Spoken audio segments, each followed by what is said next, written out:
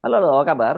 Assalamualaikum warahmatullahi wabarakatuh. Senang sekali saya Resmano Arif bisa kembali menjumpai Anda semua. Dan beberapa hari ini banyak sekali apa ya rame analisis-analisis politik berkaitan dengan 6 bulan pemerintahnya Pak Prabowo. Kemarin Bung Said itu misalnya bilang dia menunggu presiden yang baru. Tapi saya juga membaca tulisan dari mantan juru bicara, bukan mantan, katanya ngakunya masih juru bicara Gus Dur terus walaupun Gus Durnya sudah wafat, Adi Masardi yang menyatakan bahwa Prabowo itu menunggu kepemimpinannya Prabowo sendiri. Ini pasti banyak yang bingung apa sebenarnya yang masih yang terjadi karena orang jujur bingung. Katanya Pak Prabowo itu seorang pemimpin yang luar biasa. Dulu digadang-gadang sebagai macan Asia gitu. Tapi kok sekarang orang melihat eh, seperti nggak berdaya. Apa benar seperti itu? Saya ajak Anda berbincang dengan Adi Masardi. Assalamualaikum Mas Adi. Waalaikumsalam warahmatullahi wabarakatuh. Selamat Lebaran, maaf lahir Ya batin iya, masih Anda awal. ya sama-sama lahir batin. Anda udah lama ini nggak muncul ya. Anda coba menahan diri atau sebenarnya sedang menggagas sesuatu atau apa Mas Adi sekarang?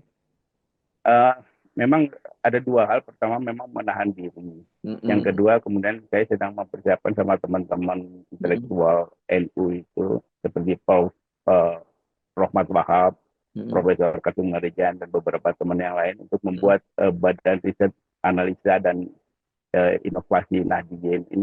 Wuh, Ini kayak belum belum kayak kelar. Brin, namanya Brin tapi Brinu gitu ya. Ini Brain. Oh, Brain. Brain. Oh, Brain. Ini ada A-nya, jadi ini ada Oh, otaknya lah gitu. oh gitu. Memang Brain. memang kalau Brain nggak karena nggak ada A jadi nggak ada otaknya gitu. A-nya. Enggak. Ya. Tapi Nah, Mas, ini ya. Brain ini mencoba menarik, jadi kita mau mau membuat bahwa politik ini berbasis scientific politik suara Nahdien. Mm-mm. Jadi misalnya apa sih sikap Nahdien terhadap undang-undang TNI misalnya. Mm-mm. Nah, kita melakukan survei, melakukan research pendapat Oh, mereka. oke. Ini Jadi masih ini nanti betul-betul kita bahas lebih akademik. detail ya. Nanti Nah, kita itu bahas kalau udah jadi kami ya sedang barangnya ya. sedang ini belum jadi, sedang Hmm. bekerja sama dengan F. Saifullah Fatah dari Polmark dan pasti Oke. ini akurat dan akademis dan saintifik. Nah, Oke. tapi yang yang saya menahan diri itu kan eh, mencoba karena saya punya keyakinan. Mm-mm. Pertama ini dari pernyataannya bos besar Gus Dur ya bahwa Prabowo Mm-mm. ini pemimpin yang paling ikhlas. Mm-mm. Saya coba tetap istiqomah dengan pandangan Gus Dur. Mm-mm. Yang kedua, saya kira-kira beberapa hari setelah Prabowo Mm-mm. disahkan menang oleh Mahkamah Konstitusi, Mm-mm. ada teman saya, seorang saudagar, kaya, politisi, andal, dan masuk dalam struktur yang bisa dipercaya kata-katanya, kemudian mengucapkan selamat ke Kertanegara. Mm-mm.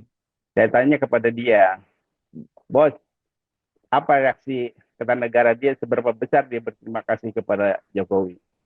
Dia bilang, Kertanegara merasa tidak perlu berterima kasih kepada Jokowi, Mm-mm. karena Jokowi itu menurut mereka hanya mengembalikan mahkota yang dicuri dari Prabowo tahun 2019.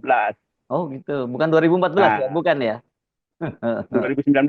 Oke ya terus. 2014. Hmm. Nah, jadi berdasarkan itu, saya punya keyakinan dasar pemikiran, landasan pemikiran saya itu bahwa Prabowo paham dia harus Ah, berterima kasih kepada siapa. oke. Sebagai di masyarakat yang religius, meskipun keluarganya bukan religius, saya percaya bahwa Prabowo pasti berterima kasihnya kepada Tuhan, bukan kepada manusia. Nah, Oke. tapi kemudian saya bercandain teman saya itu kasih tahu Prabowo bahwa yang dikembalikan oleh Jokowi itu bukan bukan mahkota yang 2019, tapi mahkota yang dicuri dari Anies. Ah, apa lagi itu? Kan 2004, 2024 kemarin Hmm. menurut banyak orang kan Anies itu kemungkinan bisa menang. Mm-mm. Nah, Mm-mm. diambil kemudian diserahkan kepada Prabowo. Jadi bukan bukan yang 2019. Iya, saya Nah, juga jadi baca itu analisisnya bukan hanya orang dalam negeri loh. Saya membaca Bloomberg juga begitu. Itu ada hasil wawancara dari sejumlah analis Indonesia, itu tokoh di Indonesia dari berbagai kalangan. Bloomberg juga menyebut seperti itu gitu. Tapi ternyata kan kebalik-balik ininya gitu nah, dan orang kemudian melihat bahwa itu ini kata campur tangannya Jokowi gitu yang menyebabkan itu gitu. Nah, jadi berdasarkan landasan pemikiran pertama dari Gus Dur itu yang Hmm. menyatakan bahwa nyusun bangsa, kemudian kalimat pertama yang saya dengar setelah menang dari disahkan oleh MK itu pernyataan seperti itu tidak perlu bukan berterima kasih dan tidak perlu berterima kasih kepada Jokowi. Hmm. Berarti kan clear nih. Hmm. Saya meyakini bahwa Prabowo memang akan menjadi seorang pemimpin yang benar, Hmm. yang menjalankan amanah rakyat. Nah, tapi kemudian kan setelah kabinet dibentuk, kemudian perjalanan sampai 6 bulan ini, nah teman-teman ini kan tidak sabar, terutama teman-teman kalangan sipil saya itu, kok kenapa Prabowo ngikutin sejak Hmm. itu. Hmm. Nah, mereka tidak paham bahwa dalam setiap pergantian kekuasaan itu ada masa transisi Hmm. Hmm. yang Hmm. tidak bisa langsung diputuskan. Nah, bayangan teman-teman, bayangan kita semua kan seperti Habibie, seperti Gus Dur, begitu jadi Betul. presiden besoknya Hmm. langsung action. Action Nah, jangan Jokowi. Ya, salah, ya, ya, ya, ya, ya, ya. di masa Habibie, di masa Gus Dur itu situasinya yang sedang berubah. Hmm. Sehingga kalau masuk ke situ memang harus segera ambil keputusan. Hmm. Tidak ada masa transisi karena transisi itu sendiri yang diduduki. Jadi kalau Nah, kayak berbeda sekarang dengan ini ketika misalnya kemarin jadi Trump jadi memberlakukan tarif itu mungkin malah jadi momentum bagus ya sebenarnya buat Pak Prabowo ya. betul, tapi kan Trump juga ada masa transisi kan tidak langsung Iya, iya, tapi iya. sebelumnya. Nah, ini bedanya. Nah, Bedanya begini, saya kasih bandingan sama teman-teman. Saya jelaskan bahwa Soekarno nih, ketika jadi presiden tahun 45, dia mm-mm. baru efektif menjadi presiden itu tahun 59, 14 tahun kemudian. Yes. Mm-mm. Kemudian Soeharto tahun 66 dapat kekuasaan 11 Maret itu 66. Kemudian baru tahun 71 dia efektif menjadi presiden 4 tahun. Mm-mm. Nah, dalam masa di luar transisi ini kan Habibie, Gus Dur itu langsung ambil kecepatan karena kalau tidak dia ini gejolak politiknya kan waktu itu memang dahsyat. Ya. Jadi beda. Nah, Mm. ketika pergantian kekuasaan sudah masuk di dalam sistem, Mm. maka perubahan itu transisi itu akan berjalan pasti. Nah, Oke. problemnya di kita ini, kenapa bahkan satu hal lagi. Dulu Megawati malah setelah menggantikan Gus Dur itu 3 tahun itu kan dia masa transisi tidak efektif menjadi presiden, Mm-mm. tidak efektif sebagai pemimpin karena itu gampang dikalahkan oleh SBY dalam Pilpres 2004 itu. Mm. Dan SBY selama 10 tahun itu kan dia masa transisi belum nggak pernah efektif menjadi presiden. Itu sebabnya Ya, oke.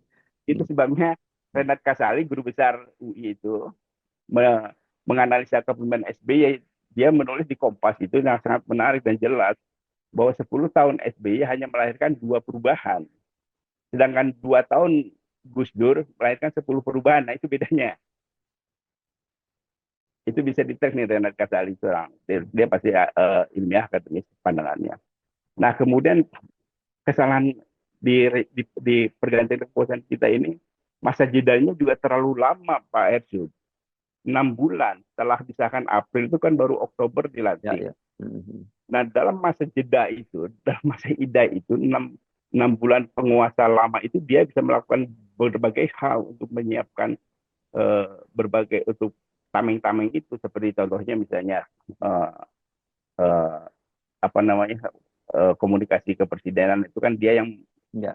presiden sebelumnya ini Hasan Nasbi itu kan dia bisa menyiapkan semua semua. Jadi ketika Prabowo dilantik tanggal 20 Oktober itu, di Mm. sekelilingnya itu semua orang-orang masa lalu Betul, sudah betul. siap. Jadi bagaimana mungkin dia bergerak.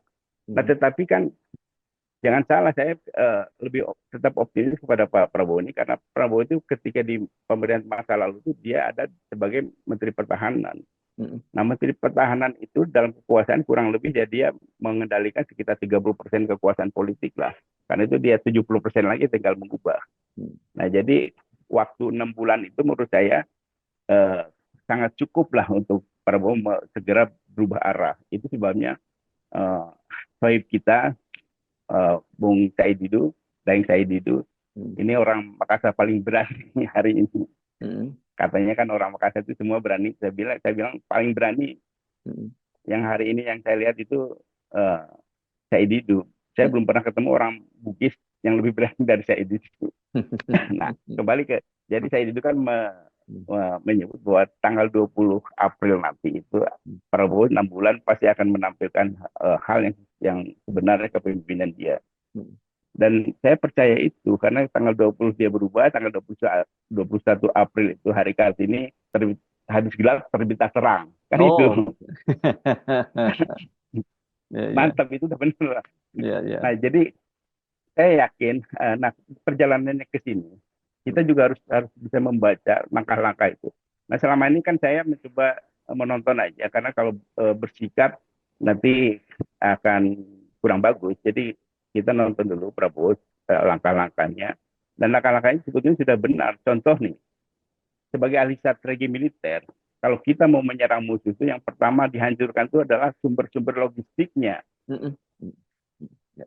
Nah, contohnya misalnya ketika Amerika mengalahkan Jepang kan dia ngebom Nagasaki, Hiroshima. Itu dua Ya. kota industri peralatan perang itu. Mm, mm, Habis itu selesai. Nah, di masa Prabowo kan kita lihat sumber-sumber logistik nih. Judi online yang dikendalikan di Komdigi, Kementerian Komunikasi Digital itu. mm, Waktu itu namanya masih Kominfo. Kan mm, kemudian disikat itu.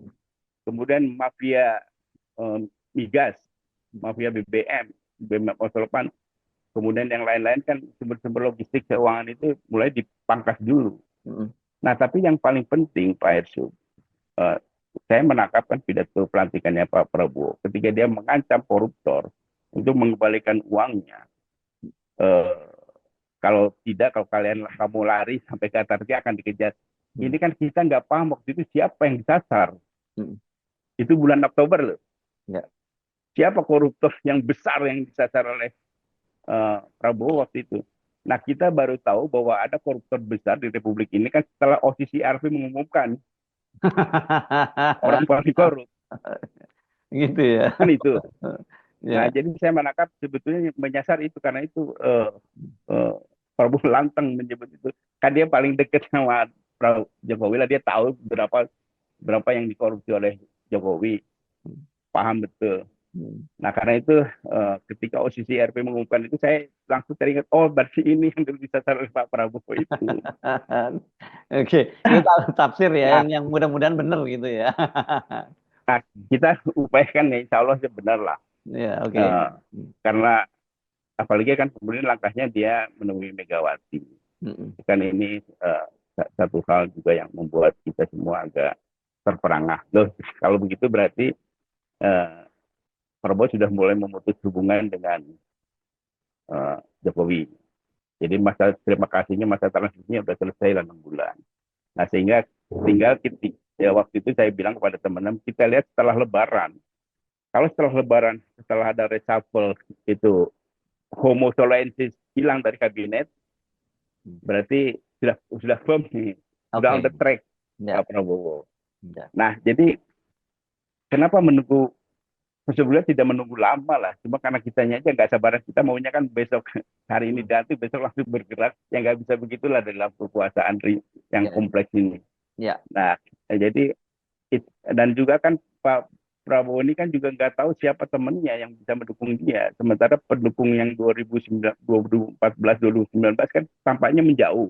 Jauh Civil ya. society juga menjauh. Mm-mm. Padahal menjauh ini karena dia berkawan dengan Jokowi kan. Nah, Iya.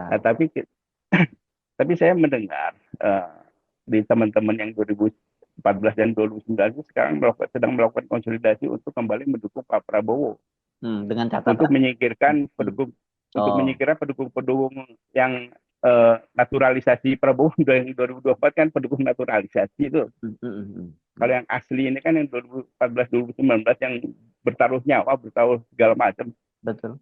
Nah, ini sedang melakukan konsolidasi dan kita lihat indikatornya dari para pemburu jasa palsu itu Pak Heru. Oh, Para oke. pemburu jasa palsu kan makin bergerak Mm, dan di kalangan civil society, gerakan untuk mengadili Jokowi itu kan juga keras. mm, Nah, ini juga mulai tumbuh karena bangsa ini kan baru sadar bahwa selama 10 tahun ini dikerjain oleh Jokowi. mm, Nah, mm. kesadaran itulah dan saya kira Prabowo seorang ahli strategi paham lah. Cuma yang membuat kita gelisah ini kan karena kita nggak sabaran aja. Ya, oke. Tapi percayalah. Mm. Hmm. Tapi kan pernyataan Anda tadi bahwa mengacu kepada presiden-presiden sebelumnya, termasuk termasuk Pak Harto, yang lain dan sebagainya, itu semua masa transisinya cukup panjang. Kalau kemudian ini kan menjadi pertanyaan, kalau Anda percaya bahwa tanggal 21 April itu akan dilakukan, apa yang membuat dasar Anda yakin bahwa Pak Prabowo bisa mempercepat transisi itu? Nah, indikatornya kan dengan pertemuan dengan Megawati kan tadi. Ya. Kemudian eh, Pak Prabowo juga paham betul bahwa gejolak masyarakat sipil yang mengarah ingin perbaikan, ingin perubahan, Mhm. dan kecenderungannya kan mendukung dia. Mhm. Ya. Nah, cuma kenapa tanggal 20 ini kan sebetulnya menggenapi usia 6 bulan aja, tetapi real time-nya itu nanti pada saat reshuffle. Ya. Nah, kalau pada saat reshuffle Homo soloensis nih, orang-orang geng Solo itu masih ada, berarti Hmm. eh, pandangan saya salah. Atau perlu waktu, bukan salah ya, masih perlu waktu, bukan belum sekarang gitu waktunya. Belum, ya mungkin perlu tambahan lagi. Ini harus ada alasan dari Pak Prabowo kenapa Homo Hmm. soloensis kalau masih dipakai, kecuali kan Hmm. kita juga bisa melihat dulu itu orang-orang Orde Baru juga masih ada di kabinet, tetapi kan otaknya sudah berubah. Hmm. Nah, Ya. kita jangan salah juga. Homo soloensis itu dalam pengertian bukan sosoknya ya, tapi pikirannya, otaknya. Hmm. Kalau yang masih merasa jadi bosnya, bahwa Jokowi masih jadi Nah, bosnya dia, ya berarti otaknya nggak Homo ya. soloensis ini. Itu dia Tapi kan. kalau Ya, iya, iya. Jadi kan Lebaran kemarin itu yang menarik juga kan, masih banyak yang datang ke sana. Bahkan yang terbaru ya itu kan dua orang menteri ya, yakni Menteri Kelautan dan Menteri Kesehatan dengan tegas menyatakan bahwa bos dia itu masih sekarang masih Pak Jokowi. Itu kan saya kaget dengan nah, pernyataan itu. nah, itu menurut saya sih itu isyarat dari langit. Lidahnya memang Oh tidak gitu bisa ya. jadi dilepaskan untuk menyatakan itu bahwa, Hmm. jadi dengan demikian dia tidak bisa sembunyi lagi, langsung lidahnya di setel Ya. dari langit untuk Hmm. menyatakan itu. Nah, jadi kalau kita lihat pemerintahan-pemerintahan sebelumnya, waktu zaman itu juga ada orang-orang lama yang dipakai lagi, tapi otaknya sudah berubah. Hmm. Zaman Soekarno juga ada orang-orang yang ikut pro Belanda, pro Hmm. Jepang, ikut masuk lagi, nggak ada masalah, tapi otaknya sudah berubah. Nah, Oke. jadi kita jangan hanya sekedar melihat figur ya, sosok, tadi melihat juga otaknya. Jadi kalau masih melihat misalnya dalam peristiwa ini Homo soloensis masih ada, ya Hmm. kita yakini aja bahwa otaknya sudah berubah. Ya, ya, Dan ya. yang penting lagi diingat bahwa Pak Prabowo itu menurut saya sejak muda ingin jadi pemimpin Republik ini, Pak Edu. Hmm.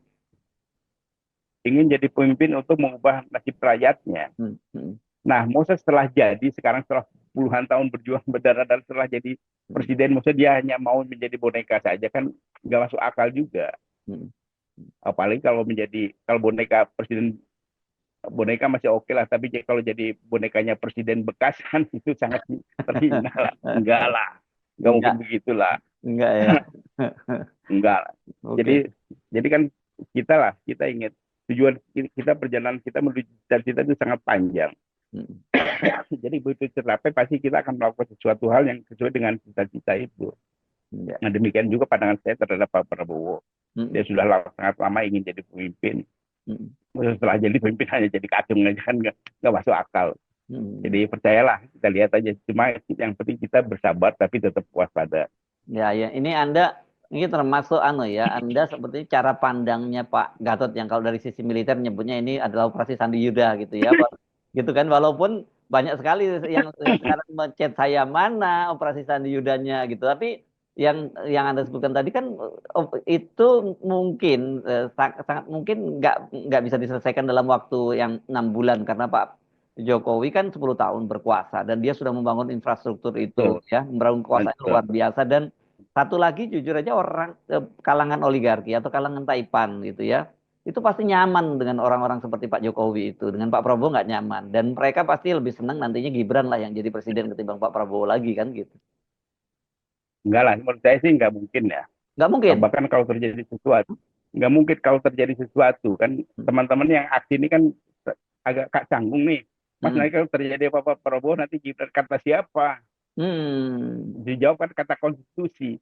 Hmm. Loh, bro, kalau ente percaya kepada konstitusi, menurut konstitusi Gibran tuh nggak layak jadi wapres. Oh gitu ya. Kan gitu. Hmm. Jadi kenapa kali ini kita harus percaya kepada konstitusi? Orang kata konstitusi menyatakan bahwa tidak layak orang ini. Hmm. Nah, kemudian kan muncul istilah anak haram konstitusi. Hmm. Nah, kemudian saya ingetin juga teman-teman, ingat anak haram itu tidak berdosa. Ya. Kita tidak boleh mengecap anak haram, yang harus dikecap itu bapaknya siapa yang memperkosa konstitusi. Hmm. Hmm. Hmm. Ya. itunya harus dicecer. Kalau anaknya kan anaknya masih bersih, menurut agama juga ini nggak berdosa. Yang Hmm, harus dirajam itu bapaknya yang selingkuh itu. ya, ya, ya, ya, ya. Nah, jadi hari ini saya ingin ngaitin juga kebetulan ngomong itu. Hmm. Kan sekarang ini ada dua anak haram nih, satu di Jawa Barat, satu di anak haram prostitusi. Jawa Yang di Barat. Jawa Barat itu sudah lebih proporsional. Jadi yang dikejar itu tanggung jawab bapaknya. Oh, oh, kasus Ridwan Kamil maksud Anda ini yang Saya nggak menyebut itu, nggak bisa nama ini kan ada nama anak. Oh, oke, oke, Jadi oke. Ya, ya, oke, ya. Silakan, silakan. jadi yang di Jawa Barat itu lebih proporsional tuntutannya Hmm, pertanggungjawaban bapaknya. hmm, Kenapa yang di sini anaknya yang dituntut? hmm. Kan nggak wajar. Ya Jadi kalau kita harus ya kalau gimana itu kan anak menutup. yang nggak berdosa, ini anak udah hampir umurnya 40 tahun. Eh, tapi kan dalam konteks ini, jadi intinya itu yang memperkosa konstitusi itu yang harus bertanggung jawab Ya. Oke. secara hukum maupun secara moral. Ya. Jadi lupakan ini kan sudah ini udah kecelakaan. Jadi kita rawat anaknya seperti panti asuhan lah gitu. Enggak, Tapi tapi yang penting yang ini juga orang pasti banyak orang akan senang dengan mendengar pernyataan Anda itu. Karena selama ini mereka sangat khawatir. Saya tahu banyak orang-orang yang tadinya nggak dukung Pak Prabowo, kemudian sekarang berbalik dukung Pak Prabowo itu antara lain kekhawatiran itu tadi. Khawatir banget ini kalau sampai kemudian anak haram konstitusi jadi presiden gitu. Itu kan tapi dan eh Anda berani memastikan itu. Itu kan jangan Anda juga kemudian ngasih omon-omon juga ngasih apa semacam angin surga juga gitu. nah jadi ya itu makanya kalau atas dasar apa? Kan jawabannya atas dasar konstitusi. Kalau kalian atas dasar konstitusi mau menobatkan dia, menurut konstitusi orang ini nggak layak jadi wapres. Ya. Ya, ya. Kan harus di situ dulu. Ya. Nah, jadi kalau udah tenang, Pak, yang penting kita mendukung pemerintahan yang mengarah ke kebaikan. Hmm. Kalau mulai mengarah ke tidak baik ya kita tetap uh, kita kritisi ya. Ya, Nah, ya. tetapi begini, intinya tuh begini. Kenapa uh, orang ingin segera karena referensinya beda, referensinya salah. Jadi bukan Hmm. sekedar ini soal operasi Sandi Yuda seperti yang disampaikan Jenderal Gatot Nurmantio. Hmm. Ini memang proses alaminya tuh begitu transisi itu memang Hmm. ada dan harus penyesuaian itu nggak usah jauh-jauh lah kita dulu waktu menikahi istri kita kan ada masa transisi tidak ujung-ujung karena sudah jadi istri kita kemudian kita bisa berlaku seberang-berang kan nggak begitu juga Hmm. Hmm. Hmm. kita tetap nah Hmm. ini juga begitu nah menurut saya kenapa saya optimis ini bahwa Prabowo bisa menyelesaikan masa transisi lebih cepat ini karena dia sebelumnya sudah memegang kekuasaan politik sekitar 30%.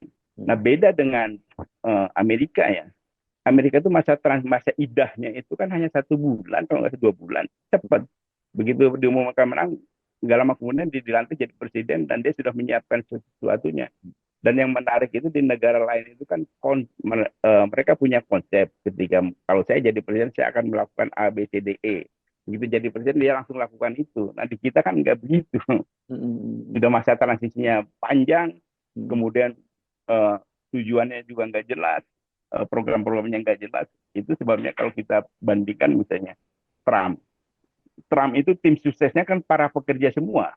Hmm. Jadi begitu dia langsung ambil kendali, langsung tim kerjanya jalan. Nah di kita setiap kandidat itu tim kerjanya itu tim komunikasi, tim kampanye, Hmm. bukan orang tim kerja. Jadi yang tim intinya itu hanya bisa bekerja omong-omong aja. Oke. Kan itu bedanya. Hmm. Kalau Kalau Amerika misalnya tim intinya itu pasti nanti akan jadi jaksa agung, akan jadi kepala CIA, akan jadi menteri pertahanan, akan menjadi menteri luar negeri, menteri ekonomi. Hmm. Selalu sekitar 5 itu Hmm. yang ada di sekeliling itu ketika kampanye. Kalau di kita kan enggak. Oke. Kalau di kita ada influencer segala macam yang tim intinya mereka itu. Nah, orang-orang ini kan bukan pekerja. Jadi kita dinobatkan itu presiden itu harus uh, mencari lagi pekerja-pekerja harus menyesuaikan diri lagi. Jadi masa idahnya itu masa penyusunannya itu sangat panjang di kita. Oke. Tapi menurut saya percayalah, menurut saya sih kan situasi juga gejolak dari luar juga luar biasa.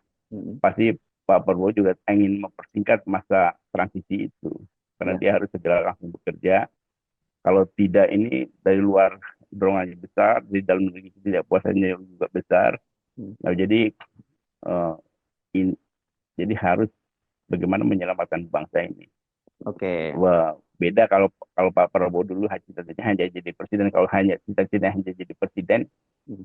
Ya, ini sekarang sudah tercapai, sudah selesai berarti kan cita-citanya. Ya, Tapi ya. kan waktu itu dia ingin jadi presiden karena dengan posisi presiden dia ingin bisa mengubah nasib bangsanya. Hmm. Jadi cita-citanya belum selesai ini mengubah nasib bangsanya. Presiden itu kan hanya perantara aja. Hmm. Ya. Nah, jadi kita lihat setelah tanggal 20 bagaimana bahasa tubuhnya dia. Dan Hmm. yang penting itu adalah kapan dia melakukan reshuffle. Nah, kalau Hmm. soal reshuffle ini kan selalu orang bilang ini hak prerogatif. Hak prerogatif itu apa sih? Banyak orang di ahli-ahli tata negara juga nggak terlalu memahami hak prerogatif, taunya hak kewenangan presiden. Hmm. Presiden bisa ngapain aja dengan hak prerogatif. Saya bilang nggak begitu. Hak prerogatif itu hak moral, hak intelektual yang diberikan oleh masyarakat yang tidak tertulis kepada presiden. Hmm. Jadi waktu pemilu itu kan kita nyoblos hanya memberikan kepercayaan aja. Hmm. Tapi hak moral dan hak intelektual itu masih di dalamnya situ. Jadi ketika presiden memutuskan mengangkat seseorang itu, dia harus menggunakan tata nilai moral dan intelektual masyarakatnya. Jadi nggak bisa orang yang disukai masyarakat hanya karena punya hak prerogatif, kemudian bisa ditempatkan. Nggak begitu, hak prerogatif bukan bukan kayak begitu. Tapi Oke. di masyarakat juga harus diperhitungkan di dalam kemasan hak prerogatif itu. Ya. Jadi dalam konteks demokrasi ini kan uh, kita tidak hanya karena mayoritas kemudian bisa menunjuk seseorang menjadi pejabat publik. Nah, pejabat publik di negara demokrasi itu tidak selesai dengan hanya mayoritas, harus mayoritas mutlak. Harus seluruh rakyat Indonesia setuju dengan dia, karena pejabat publik kalau ada 10 orang tidak suka, itu sudah jadi masalah. Nah, jadi perhitungan itu. Jadi pejabat publik itu di era demokrasi modern itu tetap harus masuk kepada mayoritas mutlak. Oke. Pejabatnya ketika Ya. penunjukannya. Gitu. Jadi indikator pertama yang menurut Anda itu pertemuan dengan Ibu Mega itu menjadi salah satu indikator dan kemudian Pak Prabowo ternyata Ya. tidak ke Solo ya seperti yang lain ya, tidak sowan ke Solo gitu, Hmm. hanya ke Ibu Mega. Jadi yang indikator yang kedua itu yang kita tunggu betul adalah Reshuffle. pemberhentian reshuffle ya. Nah, dari situ baru kita Nah, bisa punya harapan bahwa memang akan ada perubahan yang Anda on the track bayangkan. apa tidak? Yes, yes. Oke. Nah, cuma pesannya itu aja. Jadi kalau ada yang tampak secara homo soloensis, ya Mm-mm. kita lihat mungkin otaknya sudah berubah. Oke. Jadi gitu. Yes. Oke, Mas Adi, Mas Ardi, sampai sekarang apa istilahnya? Inisiator dari Brainu, ya gitu. Brian. Nah, Brain, oh Brain, baik. Ya, ini kita sedang kerjasama juga dengan teman-teman di PKB. Jadi hasil analisa politik Brian itu nanti disampaikan kepada teman-teman di PKB untuk diperjuangkan secara politik di parlemen. Kira-kira Oke, gitulah. yes. Makasih. Sampai ketemu lagi. Assalamualaikum warahmatullahi wabarakatuh. Waalaikumsalam warahmatullahi wabarakatuh.